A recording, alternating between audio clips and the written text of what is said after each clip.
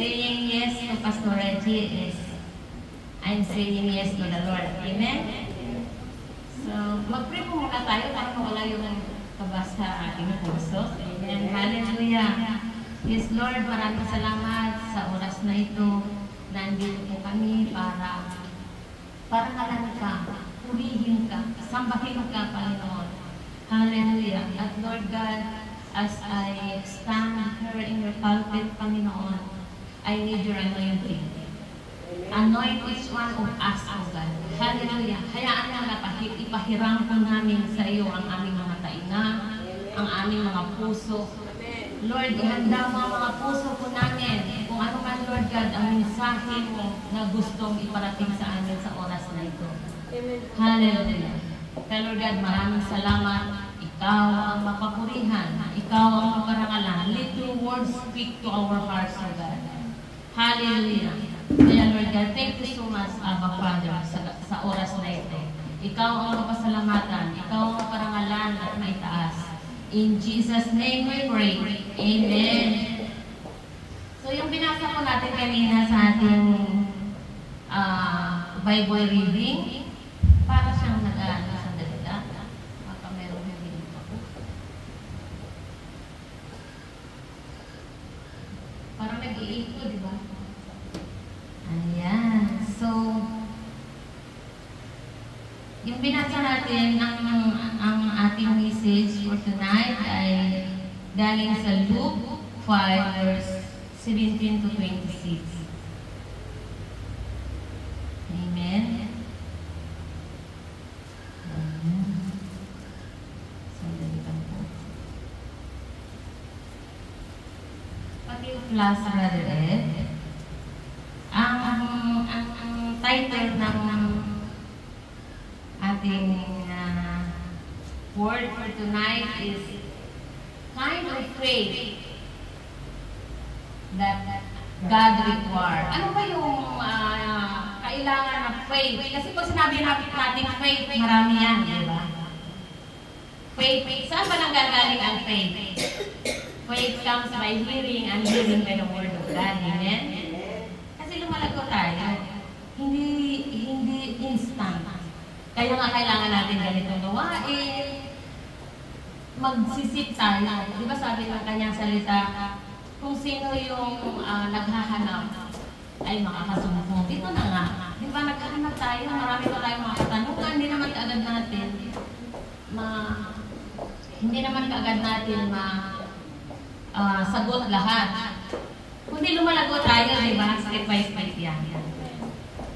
Amen. So, pati-plus, ang number one point ay, what? Di ba? Kind of faith God requires. Ano ba yun? Number one ay faith with action. Dapat pag may faith tayo, mayroong action. Kasi faith without action is dead. Amen? So, dito sa binasa natin kanina sa Bible reading, sa Luke 5 verse 17 to 18, diba? Basahin po natin. Minsan habang si Jesus ay natuturo, napapansin ang magpapaturo ng kautusan na nakaupo sa di kalayuan. Sila sa lahat ng bayan ng Galilea, Judea at Jerusalem. Nasa kanya ang upang siya ay magpapagayon ng mga may sakit. Dumating ang ilang nagdalawin sa kanilang buhay ng pinatusan na sila. Nagpipilin sila mapasok sa bahay upang may bahay ang kasi sa harapan ni Jesus. Amen. O, diba, habang si Jesus ay nagtuturo, marami ang crowd ay parang dito may nagaling sa Jerusalem, sa Galilee, mayroong Haifa, mayroong Tel Aviv, diba? At nagtipon sila sa isang bahay. Usually si Jesus ay nagtuturo sa labas. Kagaya sa Sermon on the Mount, diba, andun sila sa labas. Pero this time, nasa loob sila ng bahay. Paki-flash na bro yung bahay, yung ancient na house during Jesus' earthly ministry. Yung bahay na yun, yan siya, made of clay. Parang ginawa lang nila, di ba, may mga bato na pinagpatong-patong nila. At Kung maririnig natin na ang bahay pala, yung bubong, isang kwarto kayo. Isang kwarto kayo kagaya ng si Eliseo, si Prophet Eliseo, di ba? Doon siya sa taas na kwarto. Yan pala ang kwarto, yung open. Tinutulugan pa nila kasi as we know dito sa Israel, hindi naman lagi umuulan. O di ba, parang naka-aircon pa siya pag nasa taas ka. So balik pa tayo kasi pinakita lang natin yan, yung bahay kung saan nagkakatipon sila Jesus. So, yun na nga, galing sa Galilea, sa Judea, sa Jerusalem. Akalain mo, ang ano na to ay sa Capernaum, which sa Galilea pa rin. Pero from Jerusalem, papunta doon, di ba, pag mag-trip tayo, it takes like 4 hours. So sila nung panahon na yun, ano ba yung way of transportation nila, di ba, asno? Or naglalakad sila, ang layo talaga. Pero dahil narinig na nila about Jesus, na gumagawa ng lumala, nagpapagaling ng sakit. Di ba, kahit anong klase ng sakit, ang baga parang na-trending na yun, na kumalat na nung panahon na yun. Kaya, pero, dito sa ating pag-aaralan, itong 4 na lalaki na may dala-dala silang paralyzed na. Kumbaga, ano na siya hindi na siya makapaglakad. Pero sabi dito, dumating ang ilang lalaking may dalang isang paralitiko. It means, hindi makalakad, karatay lang, bedridden. Sa panahon natin ngayon, bedridden. At nagpipilit silang makapasok sa bahay upang mailagay ang may sakit sa harapan ni Jesus. Hindi nabanggit dito kung saan sila nanggaling. Kasi di ba, may taga Jerusalem, Galilea, Judea, itong may dalang may sakit, hindi natin alam kung saan nanggaling kasi pinagtulong-tulungan nila yung nakaratay sa higaan. But, di ba, nakikita natin dito yung action, yung faith nila, na may action. Kasi, yung bedridden na tao, hindi siya makapunta doon kay Jesus kung walang magdala. Pero may 4 siyang kaibigan, siguro before pa nila ito, dinala kay Jesus, siguro yung ginagawa natin, binibihisan, inaalagaan, pinapakain, or siguro nung time na yun, wala namang diaper pa noon. Mahirap, mas mahirap noon kaysa ngayon. Pinapaliguan, hindi dito nakasulat, pero bakit nagkaroon sila ng desire na para maidala itong kaibigan nila na nakaratay sa higaan? So, paano natin itong ma-apply sa panahon natin? O, di ba? May faith na tayo nasa atin na si Jesus. Paano natin ito maipakita sa Panginoon na yung faith natin ay hindi dead? Kasi faith without action is dead So dito, pinakita nila na ang faith nila ay dinemonstrate nila through action. Amen? So, para sa atin, diba? Para sa atin, may mga kaparaanan tayo kasi dapat may gagawin din tayo. May gagawin tayo unang-una sa pamilya natin. Sa pamilya natin, gusto natin nagpipray tayo. Lord, gusto ko din silang maligtas. Gusto ko din silang makakilala sa iyo. Pero, may ginagawa ba tayo? May ginagawa. Yes, tama yung ipinagpipray natin. Kasi sometimes, ang God nag-i-intervene siya through our prayers. Amen? At din tayo, di ba, nagsishare din tayo dito. Hindi natin namamalayan na nagpapalala din pala ang Lord doon ng iba para abutin yung pamilya natin. So, paano kung wala tayong ginagawa dito? Malayo tayo sa pamilya natin. O, di ba? Kaya kailangan natin i-apply natin ang action. Sa anong pamamaraan? Maraming may WhatsApp, may Messenger, may kung ano pa man, di ba? May Telegram na nga ngayon.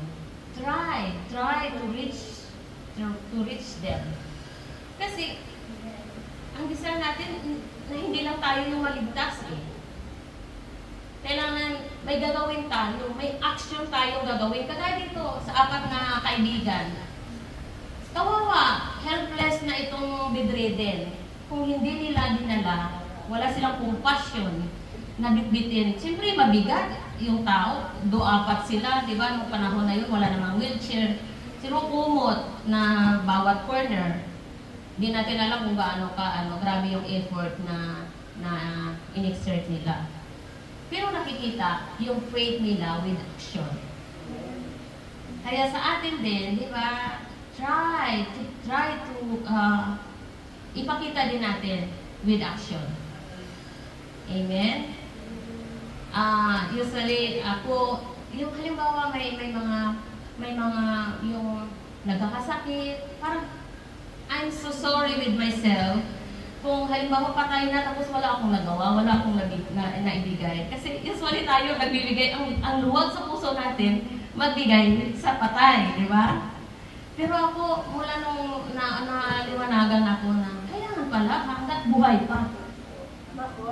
Hanggat buhay pa, mayroong namatay doon sa amin na suring-suri ako, sabi ko, wala palang nakapagsabi sa akin. Grabe na pala, galing Dubai, inuwi. Pero kilala ko talaga yung mother, parang kabarangay ko. Tapos nung nakita ko na namatay yung anak niya kasi nagkakaroon ng liver cancer.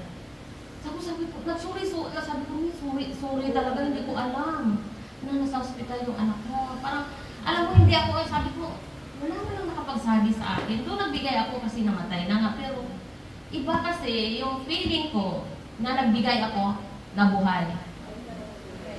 For what yung pagpatay na? Kasi yung iba, pinipigil pa nila, pero pagka yung namatay na, parang, yes. So, ano ba yung faith natin? Saan tayo doon? O, diba? Hanggat buhay pa, iparanas natin. Lalo-lalo na kung mga malapit sa atin, kamag-anakan natin, huwag tayong manghinayang. Hanggat buhay. Hanggat buhay. Sa mga parents natin, sa mga anak natin, hanggat yung kumbaga kasi yung background kasi natin, hindi tayo bukal magsabing I love you, di ba? Mahal natin sila, pero parang hindi mo mabigkas yung I love you. Di ba? Amen. Wow. Sa may minsan na yung mahirap bigkasin yung I love you. Tapos, pagpatay na, magpupost doon sa Facebook na I love you, I miss you. O, di ba? Parang ano naman yata yun. Kaya hanggat buhay pa, lalo-lalo na yung mga parents natin, say it. Paramdam, I love you. Mahal kita ina, mahal kita. O, di ba? Kasi pagpatay na, hindi na nila yun maririnig, hindi na nila ma-appreciate.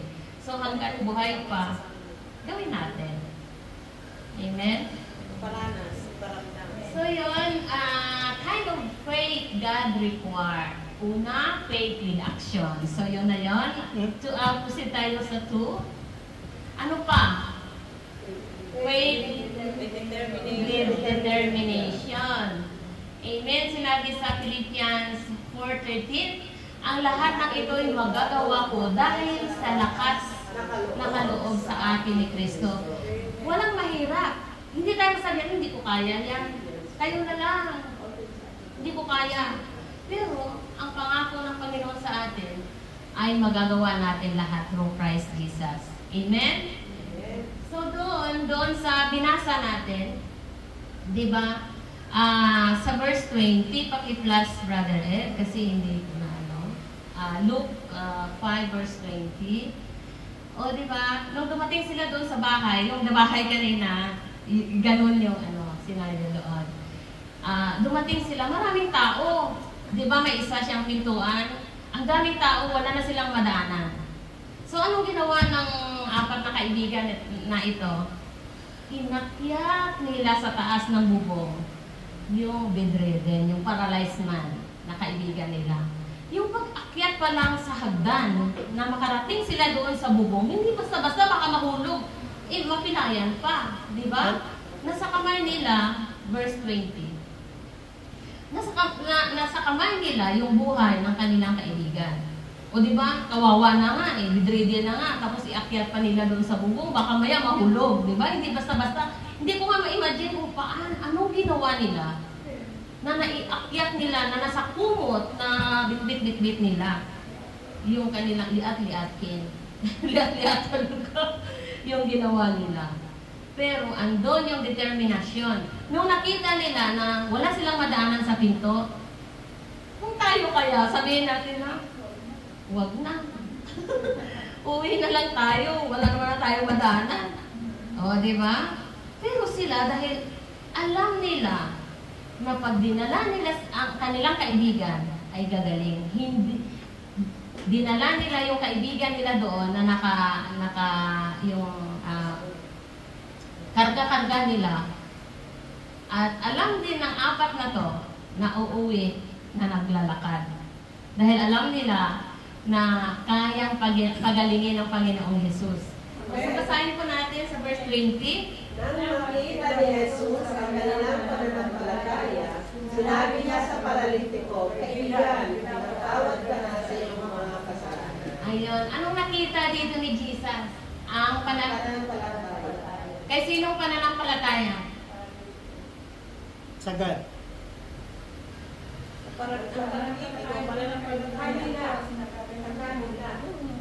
Ayun. Ang pananampalataya ng apat. Ang nakita ni Jesus. Kasi yung paralitiko, hindi naman niya alam, narinig niya lang siguro, kinintuhan lang nila, dalhin ka namin doon. Kumbaga parang hiram yung pananampalataya ng parang nakadepende na lang siya sa, sige, wala naman akong magawa, wala akong kakayanan, sige, dalhin niyo ako kung saan niyo gusto dalhin, kung saan ako gagaling. Pero nakita dito ni Jesus, ang pananampalataya ng apat na kaibigan. Amen? Kaya diba sabi ni Jesus, doon sa paralitiko, kaibigan, pinatawad ka na ng iyong mga kasalanan. Di ba ang gusto nila ay kagalingan? Ang na-receive ng paralitiko ay kapatawaran dahil sa pananampalataya ng apat na kaibigan. So di ba, yung determinasyon na umakyat sa bubong, hindi lang doon sa, nung umakyat sila sa bubong, pakiplas ulit yung bahay, bro. Umakyat sila sa bubong. Walang butas yung bubong, di ba? Di ba mga bubong, ano talaga yan? Binutasan pa nila, binakbak nila yung bubong. Naggawa sila ng butas. Hindi sila natakot sa may-ari, baka mamaya, di ba, ipabarangay sila, o di ba? Ayan kasi, yung bubong, hindi siya masyadong makapal. Kaya parang may tiles dyan, may clay, tapos binakbak lang nila. Ayan. So, di ba, they didn't care na masira man yung bubong dahil una, yung may determinasyon sila na kahit by hook or by crook ay dala nila sa harapan ni Jesus yung paralitiko. Amen? So, ayun, nung nagbakbak sila doon sa bubong, at unti-unti nila itong hinulog. Diba? Doon mismo, siguro nakalculate na nila kasi nga may determinasyon sila eh. Saan tayo dito magbabakbak? Saan ba si Jesus? Siguro nakasiglit sila doon sa labas. Na nung inihulog nila yung paralitiko, doon mismo sa harapan ni Jesus. Kalain mo maraming tao doon, buti walang nagreklamo na, uy, nauna pa kami dito bakit biglang sumulpot itong pasyente na to? O diba, alam ng mga tao doon sa paligid na kumbaga parang emergency yung pangangailangan ng paralitiko. Kasi nga sila lahat nakatayo, naglalakad, siguro iba-ibang sakit, pero itong paralitiko na to ay bedridden na.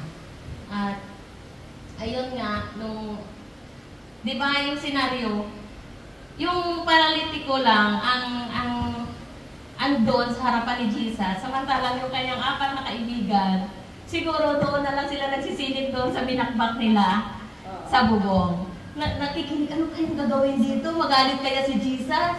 Ano kaya? Pero, we believe, back to verse 20, sa 2, we believe, nung sinabi ni Jesus na pinagaling ka dahil sa pananampalataya ng kaibigan niya. O, di ba narinig nila? It's all about them na nagdala doon, na in-honor ni Jesus yung kanilang pananampalataya. So tayo pala, pag nagtulong tayo, pag pinag-pray natin yung mga tao na gusto nating ilapit sa Panginoong Hesus, in honor ng Lord. Amen? Amen. Kagaya ng apat na to. So, di ba? Ang pananampalataya nila ang nakita ni Jesus, hindi ang pananampalataya ng paralitiko. Kaya, kumbaga, yung mga iyak natin, yung prayer natin will not be in vain. Pag yung nagdi-desire tayo na, kasi minsan tayo parang hindi natin alam eh. Pero, alam natin na walang mahirap sa Panginoon. At pag lumapit tayo sa Panginoon, talagang kumikilos siya. Amen? So, proceed po tayo sa 3. Ano pa yung kind of faith God require? Sa 3 ay faith that produce perseverance. Nakita natin yung perseverance doon na hindi sila nag-give up. Yung mga kaibigan. Siguro tinignan nila, ang taas. Pagod na nga tayo, layo na lang nilakad natin, ang bigat-bigat pa nito. Tapos iyak-iyak pa natin. Pero nakita natin, mayroon silang perseverance. Yung pagtsatsaga. Amen? Hindi ko na itong matitingnan itong aking dito. Ayan. Sabi dito, faith that produce perseverance. Ano ba yung perseverance? Pagtiyatyaga sa Tagalog. Continued effort to do or achieve something despite of difficulties, failure, or opposition. Kahit mayroon man yung mga hadlang-hadlang dyan, di ba? Dahil may pagtsatsaga, may perseverance sila. Di ba? Maraming mga hindrance doon, maraming mga difficulties na pinagdaanan nila. Siguro pagod na rin sila, gutom, kung saan sila nanggaling. Wala pa silang madaanan. Iakyat pa nila pagdating sa taas. Anong gagawin natin dito? Nagbakbak sila, nagbuta sila, di ba? Ando nakikita natin yung perseverance. Amen? Kaya sa ating pananampalataya, kailangan din ang perseverance. Huwag tayong basta-basta mag-give up. Ay, bababa na lang ako. Mahirap naman ito. O, di ba? Parang sometimes, parang ang liit na dahilan ay hindi na ako mag-church. O, di ba? Ano ba talaga yung natin, faith natin? Kasi kung si Jesus, nung nag-pray si Jesus doon sa Gethsemane, yung sabi niya, Father, I don't want to drink this cup of suffering, but not my will, but your will be done. Kung doon pa lang, nag-give up si Jesus, ano tayo ngayon? Pero mas pinili ni Jesus na ialay ang kanyang buhay, danasin niya yung mga paghihirap, hinagupit, di ba? Sinaktan, sinugatan, pinapasan sa kanya yung cross, at pinako siya sa cross. Inano pa siya dito, sinibat pa siya dito sa tagiliran, hinamak, di ba? Ininsulto siya ng mga dumadaan. Kasi nga, di ba, hubot-hubad si Jesus. Bakit? Kasi binayaran niya yung kahihiyan na dapat para sa atin. Kasi di ba, kasalanan ay kahihiyan. Ano man yung nagawa natin kasalanan? Di ba? Inako lahat ni Jesus. Binayaran niya yun. Kaya, kailangan natin ng perseverance. Tingnan na lang natin ang ginawa ng Panginoong Jesus. Bago tayo mag-give up. Bago tayo magsabi na, magpahinga na muna ako. Hindi na muna ako mag-church. O, di ba? Saan doon yung perseverance na sinasabi? Sabi dito sa James 1:12, blessed is the one who perseveres under trials, because having stood the test, that person will receive the crown of life that the Lord has promised to those who love Him. Amen? Amen sa James 1:12. O diba, pag nag-persevere daw tayo, ano man ang mga trials, mga challenge, diba? Pag nalampasan natin yan, tatanggap tayo ng crown. Amen? Ano yung crown? Yung crown of life, doon yun sa buhay na walang hanggan. Yun pa rin, ang di natin alam habang dito tayo sa lupa, nakakagawa tayo, naglilingkod tayo sa Lord, makakagawa tayo ng mga bagay na nalulugod ang Lord, nag-iimpok pala tayo ng crown. Yung crown na yan, yun din ang ating i-o-offer sa paanan ng Panginoong Hesus. Yung crown of life. Amen? Yung bunga ng perseverance natin dito sa lupa. Hindi easy ang buhay. Hindi easy ang buhay dito sa mundo talaga. Pero we need perseverance. We need to persevere. Amen? Sa Tagalog, basahin po natin, Santiago 1:12. Mga kapatid, maglalagak pa kayo ay dumaranas na ganitong uri ng pagsubok. Amen. O, diba? Magalang pa daw tayo pag dumadanas tayo ng mga pagsubok. O, diba? Sino bang nagagalak pag may pagsubok? Pero, ang isipin natin na bawat pagsubok ay may kanutasan dahil hindi tayo pinapabayaan ng Lord. Amen? Kaya kailangan natin talaga ang pagtsatsaga. Ang perseverance, importante ito. Isa sa mga requirements para i-demonstrate natin yung faith natin sa Panginoon. Amen? Mag-proceed po tayo, mabilis lang. Sa 4 na po tayo. Basta, diba dito? Faith that glorify God. Kailangan ito. Importante din ito. Yung pananampalataya natin na kinakaluguran ng Panginoon. O diba, una-una nalugod ang Panginoon doon sa 4 na nagdala ng paralyzed man. Kaya pinagaling niya. Kaya yung mga crowd, andun yung mga Pharisee doon. Nung sinabi ni Jesus na pinatawad ka na ng iyong mga kasalanan. Ang ini-expect nilang marinig ay, you are healed. Kasi nga may sakit. Pero sinabi ni Jesus, you are forgiven. And then sinabi ng mga Pharisee, sino ba to? Na ang Diyos lang, kasi Father lang sila, di ba? Ang Diyos lang, Ama, ang makapagpatawad ng kasalanan. Sino to? Kasi nga hindi sila naniniwala kay Jesus nung time na yun. So sabi ni Jesus, ano ba ang mas madali? Ang sabihin ko, you are healed or you are forgiven. Kasi, bakit yun ang sinabi ni Jesus na magaling na pinatawad ka na? Kasi, alam ni Jesus, more than physical healing, that man needs spiritual healing. Nagit po natin, kasi naisip ko, nga no. Kasi kung gagaling lang ang katawan, but spiritually not healed, pupunta pa rin siya sa impyerno. Yes, wala siyang sakit. Wala siyang sakit kasi gagaling na siya. Kung hindi, wala siyang totoong Jesus encounter sa kanyang buhay, walang selfie kasi pupunta lang din siya sa impyerno. Kaya alam ni Jesus na more than physical healing, that man needs forgiveness. Amen? Kaya sinabi ni Jesus, ano mas madali? Sabihin na pinatawad ka na ng iyong kasalanan or pinagaling ka na? And then, to demonstrate, dinemonstrate ni Jesus yung kanyang authority na kaya niyang magpagaling at kaya niyang magpatawad.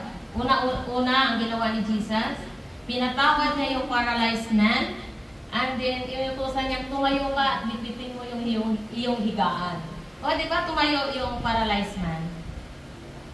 Amen? Pero ang sinabi lang ni Jesus ay pinatawad ka na ng iyong kasalanan. So may pumasok ba sa isip ninyo na, di ba healing bakit forgiveness yung binigay ni Jesus? Kasi once we are forgiven, we are completely healed. Both spiritual and physical. It's okay na magkaroon ng sakit kasi we are here in the world na sinful world. Kasi nung bata pa tayo, di ba? Wala naman tayong alam kung paano pangalagaan kasi nga malakas ka Malakas pa ang katawan natin. Tapos, wala na naramdaman. Hindi naman tayo nagpapacheck up, hindi naman tayo. Kasi bata pa nga tayo, di ba? Imbitahin tayo doon sa mga pistahan, daming mga handaan, kain, kung ano, wala tayong pake. Then, pag tumanda na tayo, ayan na, masakit na yung tuhod. O, di ba? O, di ba? Hindi talaga maiiwasan dahil consequence, nung bata pa tayo, hindi natin alam. Hindi natin alam kasi we are living in a sinful world. O, di ba? Kaya, pagdating ng araw, di ba yung mga sakit-sakit, it's not because we are sinner. It's because we are living in this sinful world. Dahil wala naman nagturo sa atin. Bata ka ba, huwag kang ano yan, kasi pag tumanda ka, di ba, wala nagpapaalala. Nag-ingat lang tayo, nung may nararamdaman na tayo. Doon pa lang tayo nag-umpisa, pero andun na yung sakit. Kung ka parang, nag-iingat tayo to minimize para hindi lalala, pero andun na yun. Saka lang tayo nag-ingat na ilis natin yung tayo ng mga litson, yung mga maaalat, o diba? Dahil mayroon na tayong nararamdaman. Yung sugar, wag na, kunti na lang, pero diabetic ka na.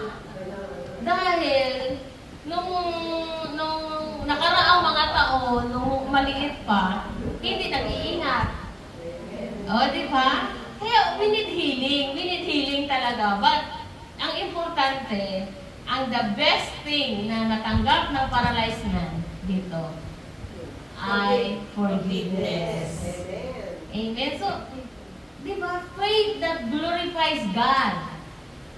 Hallelujah, di ba? Kaya, wala mang pangalan yung apat na nagdala doon sa paralyzed man. But, God really glorified by their faith. Amen? So, ano ba yung pwede natin gawin sa Panginoon na mag-glorify siya? Tularan natin itong apat. Na, di ba sabi, pag may isa daw na makasalanan, nadalhin tayo sa kanyang kaharian. Di ba? Nagbubunyi ang mga anghel sa kalangitan. Isa lang, ha? Ito sila, apat sila, isa ang nadala nila, but God honors it. God glorified sa ginawa nila. Amen? So, it's a challenge for us. Di ba? I-challenge natin ang sarili natin dito sa apat na kaibigan. Apat sila, 4:1. How much more kung 1:1? Ikaw. Diba? May mailapit ka sa paanan ng Panginoon. So, siguro may mga kaparaanan talaga na itong paralyzed man, diba? Na nahayag ang kapangyarihan ng Panginoon. Diba? Na demonstrate ni Jesus yung authority niya to forgive and to give. Amen. Pero, andun yung action, yung faith with action ng apat na magkaibigan, andun yung determination nila, andun yung perseverance, so God is glorified. Amen? So, I pray na mayroon po tayong natutunan. It's a challenge for us na hindi lang 4:1, pwedeng 1:1. Amen? Glory to God. Amen. Let's pray. Thank you so much, Panginoon. Hallelujah. Ang salita mo, O God, Lord, we appreciate your word, Panginoon. Kahit maiksi man ito, O God, Lord, gusto po namin itong malakaran. Gusto po namin gamitin mo ito na ma-challenge kami dito, Panginoon, sa pananampalataya ng apat na magkaibigan na dinala po nila yung kanilang kaibigan na paralyzed, Panginoon. Ang dami nilang ginawa. Nag-effort sila, O God. Hallelujah. Habang kami, Panginoon, Lord, ang dali lang, Panginoon, pero hindi namin magawa. Kaya, Lord God, tulungan mo kami na ang mensahe na ito ay mangusap sa puso po namin, maging challenge sa aming Panginoon. Na mayroon din po kami matulungan, mayroon po kami madala, Panginoon, na magkaroon sila ng forgiveness, magkaroon sila ng healing, magkaroon sila, Lord God, ng Jesus encounter sa kanilang mga buhay. Kaya, Lord God, maraming salamat sa oras na ito.